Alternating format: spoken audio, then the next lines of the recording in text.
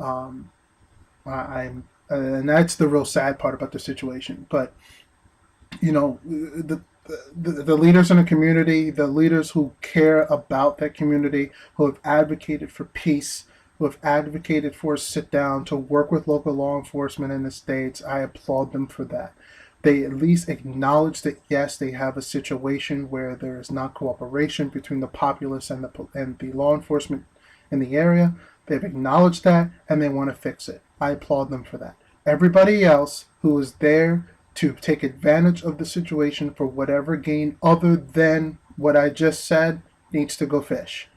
They really do. I think they muddy the waters with the rhetoric. They muddy the waters with the incidences and the TV, interviews. They muddy the waters, and the populace who people who do not live there don't get an accurate picture because we haven't heard from those people who are really trying to make a change. Um, for my I'm not going to call him a colleague, but I'm going to say I subscribe to Maine Prepper, and I want to give a nice shout out to him as well. And this is kind of for you as well, sir. The ISIS threat, now that things have obviously changed since your last post, um, folks, ISIS is not your regular schoolyard bully. I have been doing some research myself with the Institute of War, with the Heritage Foundation, um, and with some contacts, with some Kurdish contacts. You have to understand. So, for those who do not understand ISIS, ISL, whatever name that they decide that they want to go by or affiliate with, the Islamic State, I'm going to put that in Islamic State asterisk. You have to understand something. If you ever read the Quran, then you would know what the point of a caliphate is and why it's so important to establish that. That needs to be established in order for the Prophet to return. And they are fulfilling that prophecy by establishing a caliphate, establishing a caliph. But the other thing you have to understand, regardless of the conspiracy theorists that are out there about the CIA, the CIA MI6 that created him, and I'm not going to get into all that because, to be honest, I don't know. Whatever it is, it is. But what this is and what I'm talking about is this: you have to listen, people. Really, you should listen to what they're saying. Hopefully, the translations. I believe some of the videos online are translated or have English subtitles. You have to listen to what he is saying. What he called for in the very beginning was almost like what Hitler did, and what any dictator, what any dictator would do, or any despot would do to build his base. He called for engineers. He called for teachers. He called for students. He called for botanists, biologists, miners, farmers. Soldiers, yes, but he called for individuals with skills, documented skills that would build the infrastructure.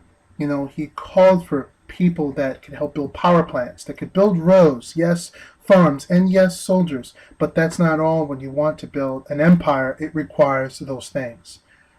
And back to the Romans from Patriot Nurse, yeah, this Caliph, and I hate to call him that, but al-Baghdadi is that's what he calls himself, is the Caliph. So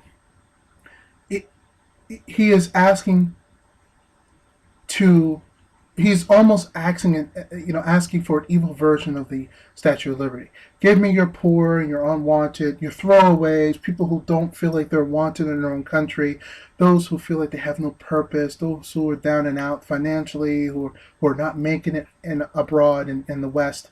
He is calling, basically, out the hearts and minds of people who feel disenfranchised, and you have to be scared about that. You have to think to yourself, if I was down and out, and let's say I'm living off the street, I'm eating out of trash cans, what have you, I'm staying a night at a friend's house here and there, And someone walked up to me while I was sitting down one day, says, "Hey, buddy, you okay?" "Oh, hey, man, I'm making it." "Do you need some work?" "Hey, I got some work for you. I understand. Come with me. Here's what I'm gonna do. I'm gonna feed you. I'm gonna clothe you. I'm gonna train you. I'm gonna do everything. All you gotta do is come with me. You know." And it's almost like a coercion. Someone's talking to me and says, "Hey, I can give you this chance. What do you want to do in life? I can make it happen. I can do this for you. I can do it for you. You know, just work with me. I can do this." And you get a person hyped up, you get them pumped up and says, "Yeah, this guy's going to do it. He made these promises. He's going to do it. All I got to do is come with him. He's going to make my life better." That's it. That's the ticket. It's this guy. It's the prayer I've been asking for. These people who are going to the IS area of Iraq, that is what they're feeling. They're giving a purpose.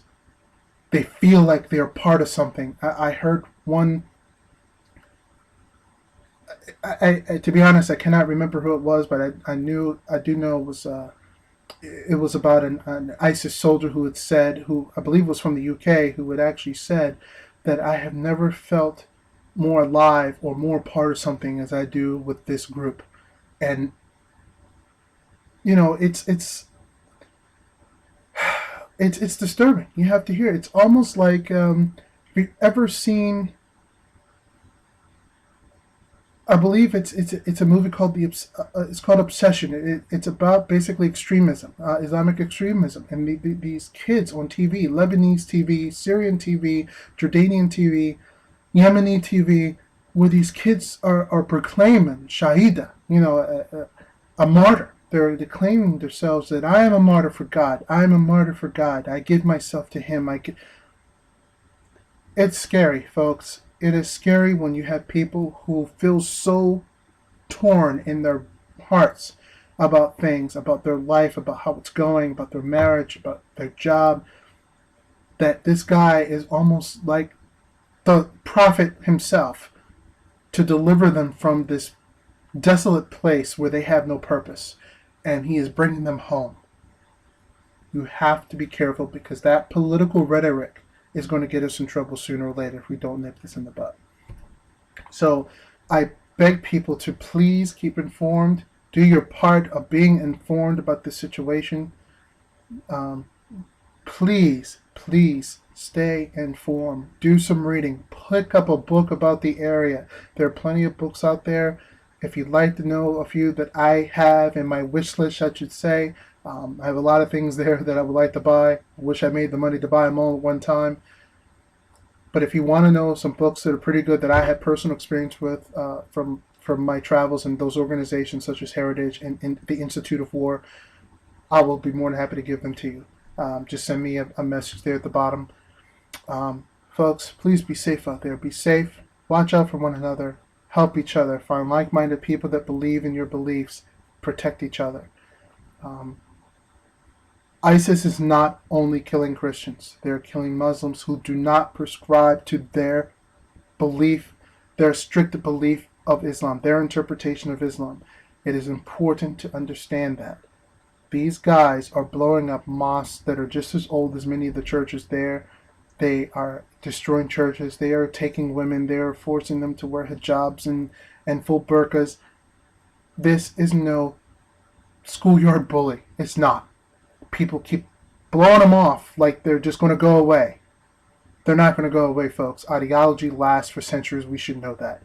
Hitler's Nazism has still survived, and Hitler's long dead. So once the ideology is already here, it's not going to go away. We can't kill the ideology, but we can kill the speakers of it. And that is pretty much it. So I need you all to really be safe. Protect one another. Understand. Do some reading. Do your research. There are plenty of Christians, Orthodox and Catholic alike, that live out there that are in danger. And I will tell you once, I'll tell you something, and I'm sure you've already heard that. And Patriot Nurse, I believe you may know this too as well, is, they came for the, I believe that it goes as they came for the Jehovah's Witnesses, they came for the artists, but I wasn't part of them, so I didn't care. Then they came for the professors and the teachers. I wasn't any of those, so I didn't care. and they came for the Jews. I wasn't one of those, so I didn't care. And then they came for me, but there was no one left to protect me. No one left to stand up for me. I know I'm probably killing it, but I believe you understand the quote, and I believe many of you know the quote I speak of. So it is, I think about that now, that we have done, the world has really done nothing. And I think they will not do anything until it starts to affect them. And at that point, it's too late. I think Israel may be the only country that would be able to stand up. I think that once IS crosses into Saudi territory, we'll have a problem. That's when you'll start seeing a problem.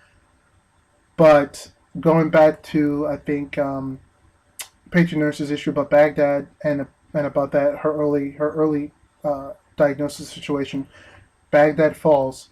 If I believe it will, or it will be close to it, game's over. Game's over. Once IS becomes legitimized, the longer they stay active, the longer that they're in the news, the longer that they keep winning battles and taking over territory, is the longer that they will be legitimized. And that is the problem. Once they become legitimized, the game's over. Once a caliphate has been recognized, it's over. So hopefully we will not see that in the UN, but if we do, folks, we have a problem. We have a problem. I urge you to please read your history in that area. Please understand the people in that area. Understand that Iraq will never be unified. Our foreign policy on Iraq is flawed. They will not unify because they are not unified within themselves. And we keep trying to manufacture democracy in Iraq, in a country where they've been chopping each other's heads off for centuries. We cannot expect them to all of a sudden drop their swords and start shaking hands. It's not going to work. They have to find their own path. They have to find their own path. And my friends in the Kurds, if you're listening, keep up the fight. Peshmerga, keep up the fight. As I understand, the Kurdish people are very nationalistic. They are Kurdish first and Muslim second, or Kurdish first and Christian second. So, you keep up the fight, and I hope people are able to support them. Through just keeping them in their thoughts and keeping their minds, that we can continue to support them, and that they get other support nationwide, worldwide, to pushing back ISIS. So I look forward to everyone's comments. This is a longer video, and this is, again, part of my leadership series. It is everyone's duty. It is, to really read as a leader in everything. Read on your foreign policy, read on the history of these areas, these flare-ups. And I encourage, if you don't already know, read up the history of the United States. There are a lot of things in there, especially the Reconstruction Act after the Civil War. Just look at some of the things that are happening. Continue to support your local communities. Continue to support your local guards, your state guards and your national guards. Continue to support the Constitution, because there may not be anybody left but you to fight for. So this is Saturn Citizen signing off, so that you know that it is your duty to be informed. Take care.